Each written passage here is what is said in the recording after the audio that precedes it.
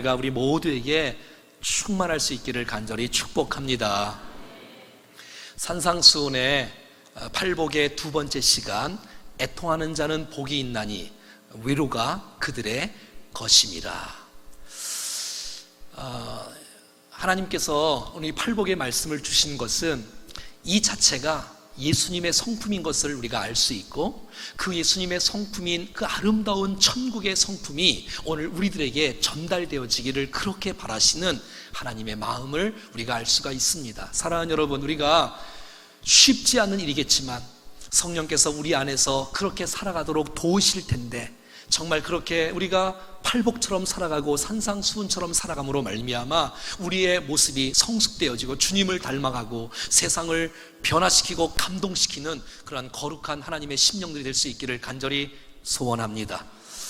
여러분, 팔복을 이렇게 묵상하다 보니까 심령이 가난한 자, 애통하는 자, 온유한 자, 의에 줄이고 목마른 자, 또 긍휼을 여기 베푸는 자, 마음이 청결한 자, 화평케 하는 자, 의를 위해 핍박을 받는 자, 모두가 다 사람에게 집중되어 있어요. 하나님은 지금 사람을 찾고 계세요. 정말 우리의 겉모습이 아니라 우리의 속사람, 우리가 무슨 일을 하는 것보다도 더 중요한 것은 내가 어떤 사람인지, 내가 심령이 가난한 자로 서는지, 내가 애통하는 자로 서는지, 내가 온유한 자로 서는지가 더 중요하다는 거예요. 그 사람이 하나님의 일을 하기 때문에 그 사람이 어떤 사람이냐가 무슨 일을 하는 것보다 더 중요하다는 사실들을 우리는 알 수가 있다는 것입니다. 사랑하는 여러분, 우리가 시간의 계속해서 흐름에 따라 예배를 통하여 말씀을 통하여 주님을 닮아가는, 주님이 기뻐하시는 그 한 사람이 여러분 우리 모두가 될 수 있기를 간절히 소원합니다. 오늘 4절을 같이 한번 읽겠습니다. 시작. 애통하는 자는 복이 있나니 그들이 위로를 받을 것이며. 세상과 정반대되는 얘기를 주님께서 오늘 이 시간 하고 있습니다. 기뻐하는 사람, 즐거워하는 사람 복이 있나니라고 말씀하지 않고 오늘 주님은 애통하는 자가 복이 있다고 주님은 말씀하십니다. 세상에는 웃는 자가 성공한다, 웃는 자가 인기도 높다, 웃는 자가 정말 잘 나간다, 유머 있는 사람이 결혼 배우자감에 굉장히 높은 수위를 올리는 것을 보게 되어집니다. 하지만 여러분, 성경은 웃는 자가 복이 있나니라고 말씀하지 않고 오늘 성경은 애통하는 자가 복이 있다라고 주님이 말씀해 주고 있습니다. 우리 한국과 전 세계적으로 정말 유명한 사람 가운데 한 분인 대암의원 원장이신 이병욱 박사님이 있습니다. 이분은 장로님이십니다. 코스타 강사이시기도 하고 전국과 전 세계의 간증 집회를 많이 다니시는 이 이병욱 박사님, 이분은 외과 전문의로 한 1000명 이상의 암 환자를 수술을 했다고 합니다. 암 환자가 올 때마다 이 이병욱 장로님은 그들에게 늘 묻는 질문이 있습니다. 최근에 울어본 일이 있습니까? 최근에 울어본 일이 있습니까? 많은 1000명이면 1000명, 많은 사람들이 최근에 울어본 적이 없답니다. 아파서 우는 거 말고, 남이 미워서 우는 거 말고, 내 인생에 저주스러워서 우는 거 말고, 하나님 앞에 은혜를 입어서 우는 것, 사랑의 눈물을 원하는데 그 사랑의 눈물을 흘리는 사람이 없답니다. 여러분, 건강한 영혼과 육체를 만들려면 강력한 치료제가 있다라고 그는 말하는데 그것이 바로 눈물이랍니다. 하나님께서 사람에게 주신 최고의 자연 항생제가 있는데 그것이 바로 눈물이랍니다. 그래서 그는 책을 썼습니다. 한번 따라하겠습니다. 울어야 삽니다. 그는 말합니다. 울어야 산다는 거예요. 내 눈물이 내 눈에서 흘러나와야 내 안에 있는 나쁜 모든 도끼가 다 빠지고, 여러분, 눈물이 흘려야 산다고 그가 이렇게 책에서 말해주고 있어요. 사랑하는 여러분, 난 여러분들이 살고 싶으면 울기를 바랍니다. 울어야 되는 거예요. 성경은 말합니다. 애통하는 자가 복이 있다고요. 우리 교회 가운데 예배 시간마다 또 이렇게 흐느끼며 눈물을 훔치는 분들이 많이 있어서 얼마나 감사한지 몰라요. 내 영혼이 살아있다면 주님 앞에 울 수 있는 사람, 애통할 수 있는 사람, 그 사람에게 하나님의 위로가 임한다는 놀라운 축복의 말씀을 성경은 말해주고 있습니다. 이병호 박사의 이 울어야 삽니다 책에 보면 무자로 시작하는 7가지가 있습니다. 무조건 울으라는 거예요. 무조건 울으라는 거예요. 무조건 원망스러울 때, 억울할 때 더 많이 울으라는 거예요. 더 많이. 화가 나는 순간에 더 많이 울으라는 거예요. 무차별적으로 울으라는 거예요. 소리 지르며 가슴 치며 방법을 가리지 말고 자신이 울고 싶은 대로 울으라는 거예요. 앉아서 울고 누워서 울고 차를 타면서 울고 버스 안에서 울고 전철에서 울고 울으라는 거예요. 무시로 울으라는 거예요. 무시로. 누구 앞에서든 어떤 자리이든 아무 때나 우리의 직함, 체면 차리지 말고 울으라고 그는 계속해서 강조하고 있습니다. 무수히 울으라는 거예요. 무수히. 하루에 몇 번이라도 계속 울으라고 말하고 있습니다. 무릎을 꿇고 울으라고 말하고 있어요. 무릎을 꿇고. 한 번도 해보지 않았다면 여러분들은 좀 시도할 수 있으면 좋겠고요. 무릎을 꿇고 울으라는 거예요. 내 죄가 생각나게 된다는 거예요. 내가 남이 나에게 해를 끼친 것 말고 내가 남에게 해가 끼친 것이 생각나야 된답니다. 무한을 당하더라도 울으라는 거예요. 주변 사람들을 의식하지 말고 계속 울으라는 거예요. 어제 결혼식 할 때 보니까 막 울음을 참느냐고 이 화장 지워질까봐. 그래도 울으랍니다. 여러분, 살기 위해서 울으랍니다. 무엇보다도 내가 먼저 울으라는 거예요. 여러분, 성경은 말해주고 있습니다. 애통하는 자가 복이 있다고요. 4절 말씀에 같이 읽어볼까요? 시작. 애통하는 자는 복이 있나니 그들이 위로를 받을 것이며. 도대체 성경이 말하는 그러면 애통은 무엇일까요? 이 애통은 누가 괴롭혀서 이렇게 좀 마음 아픈 우는 것을 의미하지 않습니다. 이것은 최고의 탄식과 정말 울음과 슬픔을 말하고 있어요. 마치 그렇게 사랑했던 사람이 내 곁을 떠나갈 때 내 가슴 속에서, 내 마음 속에서 너무너무 마음 아파 슬퍼하며 탄식하는 그 애통이 성경이 말하는 애통의 단어의 뜻입니다. 내 마음을 보니 내 안에는 심령이 가난한 자가 되어 주 앞에 서보니 내 앞에 있는 것은 죄밖에 없고 허물밖에 없고 연약한 것밖에 없어. 그래서 울지 않을 수 없는 그 상태. 하나님의 은혜 아니면 살 수 없고 하나님의 은혜 아니면 주 앞에 바로 설 수 없는 나 자신을 볼 때 내 인생을 돌아보니 지금까지 내가 주님을 위해서 산 것은 하나도 없고 다 나를 위해서 산 것밖에 없고, 내가 하나님을 위해서 산다고 말했지만 하나님의 영광보다도 다 나의 영광을 위해서 일한 것밖에 없는 내가 그렇게 선을 행하고도 그렇게 애를 썼지만 정말 내 안에서는 선을 행할 능력이 하나도 없고 날마다 짓는 건 죄밖에 없고, 오라 나는 공고한 자라고 말하는 사도 바울의 고백처럼 그렇게 결단하고 이제는 사랑해야지, 이제는 기도해야지, 이제는 전도해야지, 이제는 주님을 기쁘시게 해야지, 그렇게 몸부림친다고 불구하고 그렇게 되지 않는 나 자신을 보면서 주님 앞에 통곡하며 회개하고 있는 이런 모습들이 바로 애통이라는 것입니다. 사랑하는 여러분, 오늘 주님이 오늘 우리에게 말씀합니다. 애통하는 자는 복이 있다고요. 아람 속담에 햇빛만 쏟아지면 그곳은 사막이 된답니다. 햇빛만 쏟아지면 사막이 된답니다. 비가 와야 된다. 비가 와야 생명의 환희가 솟아나는 거 아니겠어요? 인생도 마찬가지예요. 여러분, 눈물 없는 인생은 사막 같은 인생이라는 거예요. 여러분, 아기가 태어나자마자 웃는 아이는 하나도 없습니다. 모든 사람 다 눈물로 인생을 시작합니다. 그리고 눈물로 마감하는 것이죠. 여러분, 눈물을 지나야 기쁨이 있는 것이에요. 여러분, 애통이 없는 기쁨은 존재하지 않습니다. 하나님 앞에서 우리는 기쁨이 있습니다. 하나님 앞에서 즐거움과 환희와 감격과 춤춤이 있습니다. 하지만 여러분, 눈물을 통과하지 않고 애통을 통과하지 않고 기쁨이 있다고요? 그럴 수 없습니다. 많은 사람들은 아니 우리가 구원받았는데 기뻐해야지. 예, 그렇지요. 하지만 여러분, 우리가 주님 앞에 오늘 주께서 복이 있는 자랑 애통하는 자가 복이 있다고 성경은 말씀해 주고 있어요. 왜냐? 성령님께서 내 안에서 지금도 탄식하며 울고 있는데 내가 울어야 되지 않겠습니까? 내가 구원받기 위해서 우는 것이 아니라 구원받은 사람이기 때문에 주님 앞에 바로 서야 되는데 바로 서지 못하는 나 자신을 보면서 애통해 할 수 있는 사람, 그 사람이 오늘 복되다라고 성경은 말하고 있는 것이에요. 이사야가 하나님의 영광을 보고 오라 나는 망하게 되었도다, 이 부정한 입술이여 하면서 하나님의 영광을 보니 나 자신의 무능함과 부정함과 부족함이 드러나는 거죠. 그래서 애통하는 자가 복이 있다는 거예요. 여러분 어떻게 팔복을 많이 묵상하셨습니까? 심령이 가난한 자 암송하셨어요? 100번 외우셨습니까?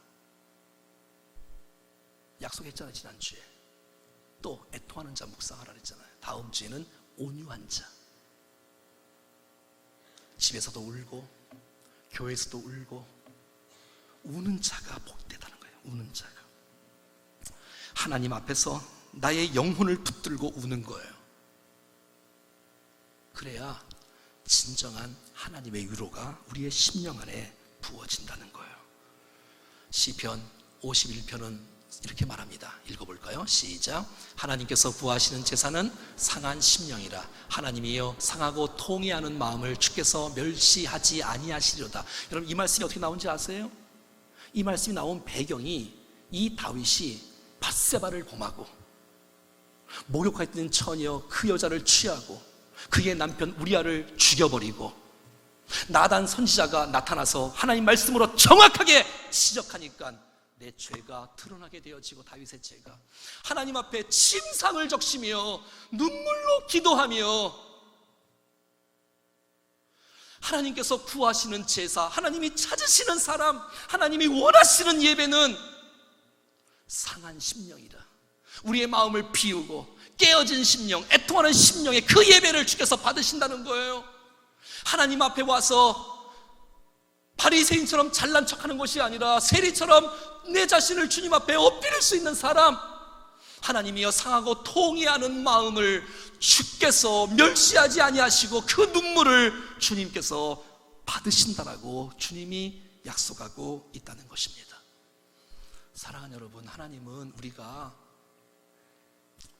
10년 더 살고 20년 더 살고 이런 것에 큰 관심이 없으세요.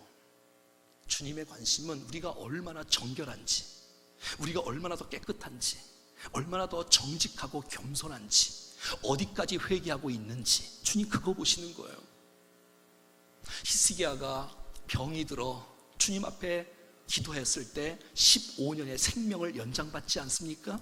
많은 사람들이 15년 연장, 15년 연장 여기에만 집중하지만 그걸 위해서 열왕기 하에서는 이렇게 말씀해 주고 있습니다. 시작. 여호와여 구하오니 내가 진실과 전심으로 주 앞에 행하며 주께서 보시기에 선하게 행한 것을 기억하옵소서 하고 히스기야가 심히 통곡하더라. 통곡하더라. 히스기야의 통곡이 있다는, 그것을 주님은 받으신다는, 그 눈물을 내가 보았다는 거예요. 하나님 앞에 나의 죄로 말미암아 몸부림치는 너의 눈물을 내가 보았다. 내가 네가 소원을 들어주겠노라 라고 말씀하는 거 아니에요? 그게 뭐예요? 하나님의 위로 아닙니까? 하나님의 위로. 애통하는 자는 복이 있나니 그들이 위로를 받을 것임이라고 말씀해 주는 거예요. 그냥 인간적인 손 한 번 잡아주는 것, 밥 한 번 사주는 것, 그 정도의 위로가 아니고, 세상적인 위로가 아니라, 사람의 위로가 아니라 하나님의 위로, 하나님의 위로. 오늘 주님 앞에 마음으로 애통하는 자로 주 앞에 섬으로 말미암아 하나님의 위로를 경험하는 시간이 되기를 간절히 소원합니다. 그럼 사랑하는 여러분, 하늘로부터 주어지는 위로를 경험해 본 일이 있습니까? 하나님의 위로, 사람이 위로해 줄 수 없는데 하나님이 주신 그 위로 때문에 내가 큰 용기를 얻고 힘을 얻은 경험이 있습니까? 혹시 여러분 가운데 하나님의 위로를 경험하지 못했다면 우린 주님 앞에 애통하는 자로 서지 않았기 때문에 그렇습니다.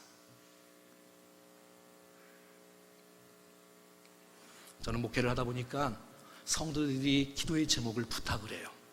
막 가슴이 아플 정도로, 마음이 아플 정도로, 어떤 사고 난 일 때문에 몸이 아픈 것 때문에, 어떤 문제가 있는 것 때문에 막 장례식에 갔을 때 여러분 무슨 말을 하는데 위로가 되겠어요? 그 위로가 사람의 말, 그게 위로가 되겠습니까? 힘내세요, 이게 위로가 되겠습니까? 그 아픔에. 그런데 예배를 드리고 찬송을 부르고 말씀을 나누고 기도를 하는 가운데 하나님의 위로하심이 터치가 되니 그 위로를 받아야 될 사람이 힘을 얻고 용기를 얻고 도리어 위로를 해 주러 온 그 사람을 도리어 위로하는 사람으로 변하더라고요. 이게 바로 위로를 경험한 사람들의 모습이 아니겠습니까? 우리 모두는 위로가 필요합니다. 누가 도대체 위로가 필요하지 않겠어요? 여러분, 어르신들이 위로가 필요하지 않겠어요? 아이들이 위로가 필요하지 않겠어요? 남자들이 위로가 필요하지 않겠어요? 여자들이 위로가 필요하지 않겠어요? 누구도 위로해 주는 그 사람도, 남을 위로해 주는 그 사람도 위로가 필요해요. 위로가 필요해요. 그런데 그 위로가 사람으로부터 주어지는 위로가 아니라 하나님께로부터 주어지는 위로가 됐을 때 온전한 은혜가 되는 줄로 믿습니다. 근데 여러분, 이 위로라는 단어를 이 헬라어로 보니까 파라칼레오라는 단어예요. 파라칼레오. 파라 곁에서, 칼레오 부르다. 여러분, 파라칼레오 옆에서 우리를 돕는 거예요. 바로 위로자. 파라칼레오, 위로자. 그런데 이 파라칼레오에서 파생된 단어가 우리가 잘 아는 파라클레토스, 보혜사, 성령님, 파라클레토스, 보혜사로 번역되고 있습니다. 여러분, 예수님께서 제자들에게 이렇게 말씀하십니다. 사랑하는 얘들아, 이제 내가 너희를 떠나야 되겠다. 떠나는 것이 너희에게 더 유익할 것이다. 내가 떠나가야 너희를 위해서 또 다른 보혜사를, 또 다른 파라클레토스를 보내주겠다는 거예요. 그는 최초의 파라클레토스는 예수님이었어요. 보혜사는. 그런데 예수님이 떠나가시고 또 다른 파라클레토스인 성령님을 보내주시겠다고 주님이 약속하고 있는 것이에요. 사랑하는 여러분, 애통하는 자에게 성령님이 함께 하시고 예수님이 함께 하시는 위로가 하늘의 위로인 줄로 믿습니다. 주님 앞에 애통하는 거예요. 그랬을 때 하나님의 위로가 임하는 거예요. 근데 이 위로라는 단어가 구약 성경에는 히브리어로 나함이라는 히브리어로 써있어요. 나함. 근데 어디서 쓰였냐면 여러 곳에 써있지만 특별히 시편 23편 4절에 나와 있어요. 시작. 내가 사망의 음침한 골짜기로 다닐지라도 해를 두려워하지 않을 것은 주께서 나와 함께 하시리라. 주의 지팡이와 막대기가 나를, 나함, 파라클레토스, 이 안위라는 단어가 위로라는 단어로, 나함이라는 단어로 기록되어 있어요. 사랑하는 여러분, 우리가 사망의 음침한 골짜기로 다닐 때, 우리가 사망의 음침한 골짜기가 고통스러운 기간 아닙니까? 눈물을 흘리며 슬퍼하며 애통하며 힘들어하고 어려워 있을 때에 내가 해를 두려워하지 않을 것은 주의 지팡이와 막대기가 나를 위로하시기 때문에, 주님 나를 버리지 아니하시고 내가 고통당하는 그 순간에도 나와 함께 하셔서 주의 위로로 나에게 덧입혀 주시고 나를 안아주시고 나를 인도해 가시고 나를 보호하시는 그 축복의 위로를 다윗은 경험했기 때문에 시편 23편에서 고백하고 선포하고 있다는 것입니다. 5절은 계속해서 주께서 내 원수의 목전에서, 여러분, 원수의 목전이 사망 음침한 골짜기 아닙니까? 원수의 목전, 정말 음침한 곳, 사망의 음침한 곳, 힘들고 어려운 곳, 근데 그 어려운 곳에서도 불구하고 내게 상을 베푸시는, 원수의 목전에서 내게 상을 베푸시고 진수성찬을 차려주시며 우리에게 승리자라고 축복하시는 주님. 아하, 하나님의 위로는 우리에게 승리로, 높임으로 나타나는 모습을 오늘 성경에서 보는 것이에요. 내 머리에 바르셨으니, 기름으로 내 머리에 바르셨으니 하나님의 임재와 하나님의 은혜가 우리 가운데 임하고, 올리브 기름으로 내 머리에 쭉 바르니까 여러분 사방의 모기와 파리 떼들이 여러분 냄새 때문에 다가오지 못하는 거예요. 하나님의 위로하심이 나를 보호하고 나를 막아주는 것이에요. 할렐루야. 이것이 바로 하나님의 위로로 나오고 있다는 것입니다. 이런 사람만이 고백할 수 있는 고백, 시편 23편 1절, 여호와는 나의 목자시니 내게 부족함이 없다고 고백할 수 있는 거예요.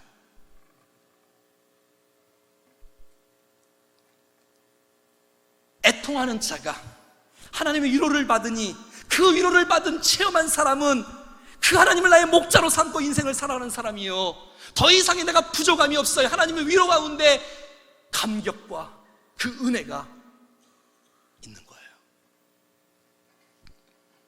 사랑하는 여러분, 내 죄를 주 앞에 고백했을 때, 내가 그 죄 때문에 애통하고 주 앞에 나왔을 때 하나님의 위로는 가장 중요한 내 죄의 용서함으로 표현됩니다. 여러분, 최고의 위로는 내 죄 사함의 용서예요.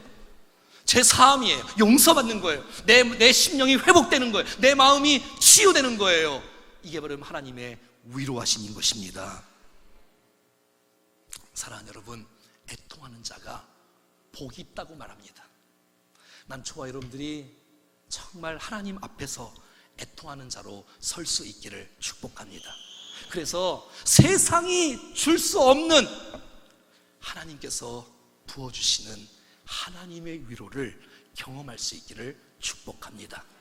더 나아가 이 애통은 이제 하나님과 나와의 관계에서뿐만 아니라 주님이 자신만을 위해서 살지 않고 이 세상을 향해서, 다른 세상을 향해서, 사람을 향해서 애통하셨어요. 그러므로 우리의 주님의 마음이 우리 마음이 되어지고, 주님의 시선이 우리의 시선이 되어지고, 주님의 손가발이 우리의 손가발이 되어서 우리도 세상을 바라보며 믿지 않는 가족들을 바라보며 애통할 수 있는 우리가 되어지기를 주님이 원하시고 있다는 것입니다.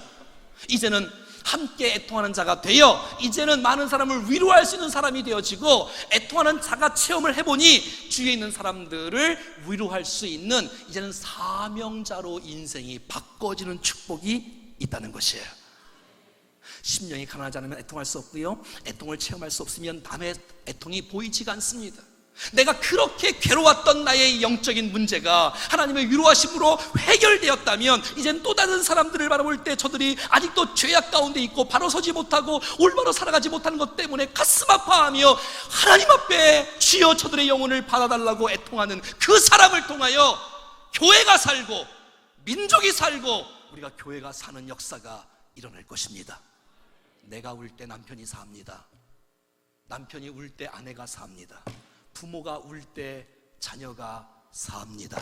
교회가 울 때 이 사회가 살 것이며, 교회가 울 때 이 민족과 열방이 사는 역사가 일어날 줄로 믿습니다. 그럼요.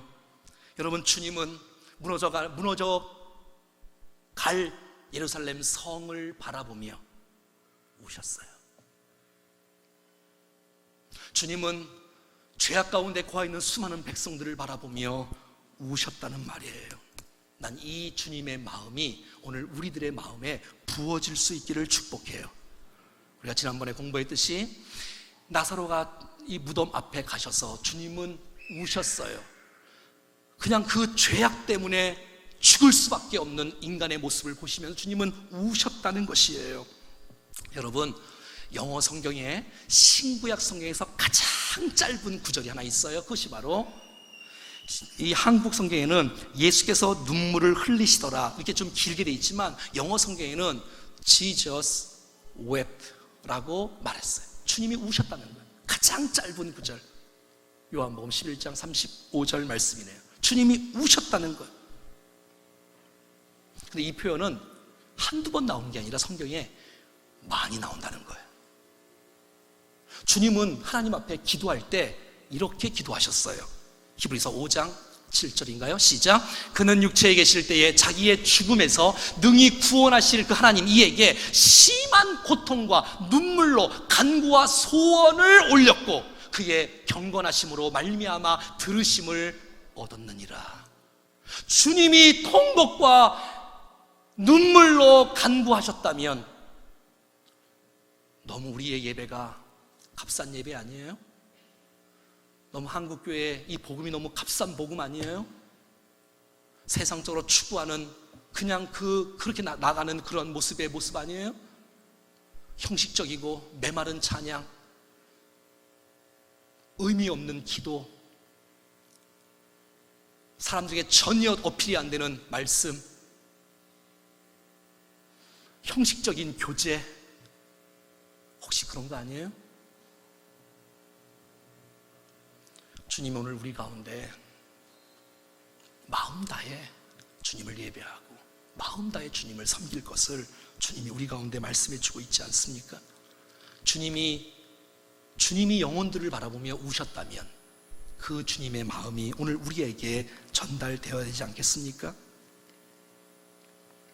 사도 바울도 내가 감옥에 있어서 마음 아픈 게 아니라 나에게는 큰 고통이 있다는 거예요. 나에게 큰 아픔이 있다는 거예요. 그것은 내가 힘들어서가 아니라 내 민족 이스라엘 백성들이 구원받지 않는 그것 때문에. 아니, 이방인들은 이 복음 전하면 예수를 척척 믿어. 근데 내 가족이 안 믿어. 내 민족이 안 믿어 도대체. 가정복음을 위해서 기도하시는 분들 다 지금 그렇지 않습니까? 예레미야는 얼마나 울었던지 그의 별명이 눈물의 선지자입니다. 하나님 앞에 돌아오지 못하고 죄악 가운데 있는 이스라엘 백성들을 바라보며 탄식하며 우는 예레미야의 모습. 특별히 예레미야는 이 무너져가는 이 이스라엘 백성 뿐만 아니라 다음 세대를 향해서 눈물로 주님 앞에 호소합니다. 한번 읽어볼까요? 시작. 그들의 마음이 주를 향하여 부르짖기를 딸 시온의 성벽아 너는 밤낮으로 눈물을 강처럼 흘릴지어다. 스스로 쉬지 말고 내 눈동자로 쉬게 하지 말지어다. 초저녁에 일어나 부르짖을지어다. 내 마음을 주의 얼굴 앞에 물 쏟듯 할지어다. 각 길 어귀에서 주여 기진한 내 어린 자녀의 생명을 위하여 주를 향하여 손을 들지어다. 여러분 함께 울어요 하고 외치는 거예요. 지금 주님 앞에 돌아와야 됩니다.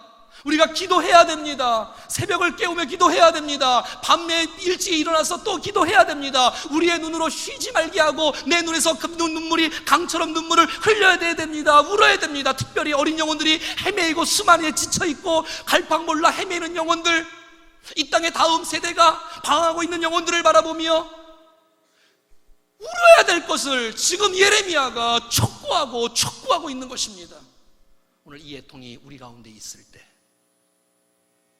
하나님의 위로가 우리 가운데 임하는 것이 아닐까요? 시편 119편 13절에는 그들이 주의 법을 지키지 아니하므로, 시편 기자는 자신 때문에 통곡하는 것이 아니라 다른 사람이 하나님 말씀대로 붙잡지 않고 살아가는 것 때문에 너무너무 안타까워서 하나님 앞에 엎드려 내 눈에 시냇물같이 흐르는 통곡을, 애통을 하고 있다는 것입니다. 느헤미야는 예루살렘의 성벽이 무너진 것 소식을 듣고 금식하며 통곡하며 주님 앞에 기도하는 모습들을 성경을 통해서 보게 됩니다. 여러분 이거 아세요?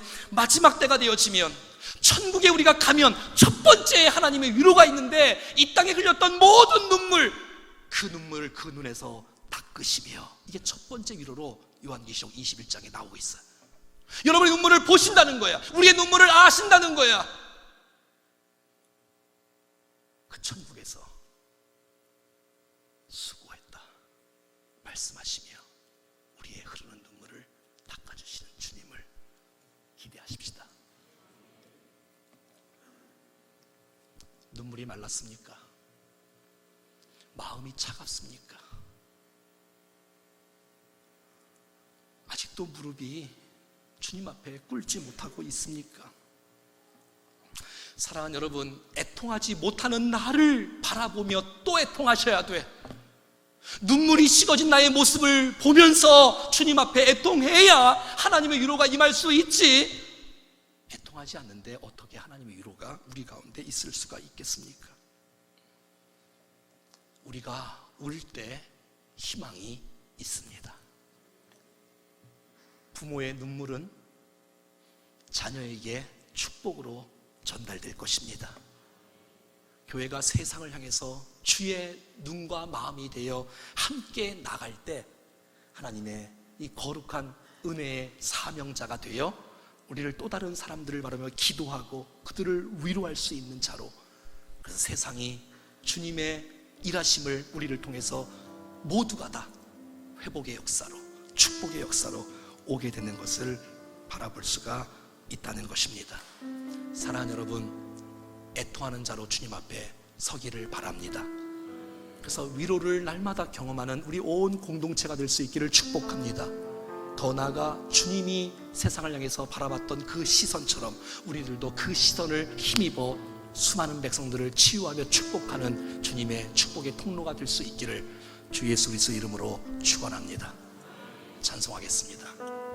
아버지, 당신의 마음이 있는 곳에 나의 마음이 있기를 원해요. 아버지, 당신이 눈물이 고인 곳에 나의 눈물이 보이기를 원해요. 아버지, 당신이 바라보는 영광을 바라보면서 나의 두 눈도 그들을 향하기를 원해요. 향하길 원해요. 아버지, 당신이 울고 있는 어느 땅에 나의 두 발이 향하길 원해요. 나의 마음이 아버지의 마음 알아. 내 모든 뜻 아버지의 뜻이 될 수 있기를 나의 온 몸이 아버지의 마음 알아. 내 모든 삶 당신의 삶 되기를 나의 마음이 아버지의 마음 알아. 내 모든 뜻 아버지의 뜻이 될 수 있기를 나의 온 몸이 아버지의 마음 알아. 내 모든 삶 당신의 삶 되기를. 한번 주님 앞에 한번 기도하지 않겠습니까? 일부러 울 필요는 없지만 마음으로 주님 앞에 울어야 되지 않겠습니까? 오늘 이 시간 아니라도 우리의 시시때때로 우리의 삶 가운데 주님 앞에 애통하는 모습이 있어야 되지 않겠어요? 그 사람이 하나님의 위로를 받을 수 있다라고 말합니다. 나를 보니 껍데기밖에 없는 것 때문에 주님 앞에 울어야 되지 않겠어요? 내 마음을 보니 선을 행할 능력은 하나도 없고 온전히 완전히 내 안에는 교만투성이고 자만투성이고 죄악투성인 나를 보면서 가슴을 쳐야 되지 않겠습니까? 내가 울어야 삽니다. 여러분, 내가 통곡하지 않는데 어떻게 주의 위로가 임할 수가 있겠습니까? 오늘 저는 여러분들과 함께 주님 앞에 기도하면서 하나님, 내가 주님 앞에 마음 다해 통하며 나가오니 하나님의 위로를 경험하기를 원합니다. 하나님의 위로, 성령님의 위로가 우리 가운데 임하기를 원합니다. 주님, 내게 하나님의 은혜가 부어지도록, 더 나아가 수많은 사람들이 세상을 바라보며 또 다른 사람들을 바라보며 그렇게 간구하고 나갔듯이, 애통했듯이 믿지 않고 죄악 가운데 거해 있는 수많은 백성들을 바라보며, 이 사회를 바라보며, 저 북한 땅을 바라보며, 이 땅에 이뤄진 백성들을 바라보며, 우리의 자녀들을, 많은 자녀들을 바라보며 울 수 있는 그 사람을 통하여 하나님께서 일하지 않겠습니까? 오늘 말씀을 생각하시면서 주님 앞에 한번 같이 주께서 주신 말씀 붙잡고 기도하겠습니다. 살아계신 하나님, 주께서 우리 가운데 역사하시고 축복하시고 일하시옵소서. 하나님 아버지, 우리의 마음을 주님 앞에 올려드립니다. 아버지, 우리 모두가 다 애통하는 자로 주 앞에 서게 하여 주옵소서. 내 안에 있는 것은 죄악밖에 없고 허물밖에 없는 것이 주 앞에 깨달았지만 주님 앞에 눈물로 통곡하는 아름다운 모습이 있도록 도와주셔서 하나님의 위로가 임하게 하시고, 이 땅을 바라보며 주님처럼 정말로 애통하는 자로 설 수 있도록 도와주셔서 하나님의 위로가 충만할 수 있도록 축복해 주시기를 주 앞에 간절히 원합니다. 주여, 사랑하는 우리 공동체가 주님 앞에 서게 해 주옵소서. 주님, 향한 주님의 마음을 품고 할 수 있게 주시옵소서. 하나님 아버지, 주의 마음을 우리에게 부어주셔서 하나님 아버지, 주님의 마음을 우리에게 주시옵소서. 살아계신 하나님, 하나님의 말씀을 통하여 주님이 원하시는 삶을 우리에게 알려주시고, 이제는 정말 애통하는 자로 주님 앞에 나가 하나님의 위로 속에 거하는 주의 백성 되어지기를 원하오니 받아 주시옵소서. 나의 눈물을 받으시고 나의 회개를 받아 주시옵소서. 오늘 우리 가운데 하나님의 임하심이, 하나님의 위로하심이 충만할 수 있도록 축복하여 주시옵소서. 이제는 세상을 향한 사명자로 서게 해주시고 주님의 시선이 우리의 시선으로, 주님의 마음이 우리의 마음이 되어 이 땅을 치유하고 회복시키는 축복의 통로가 되게 하여 주시옵소서. 이 하반기 성찬 예식을 통하여 이 구속의 은혜가 우리 가운데 부어지게 해 주시옵소서. 예수 그리스도의 이름으로 기도하옵나이다. 아멘.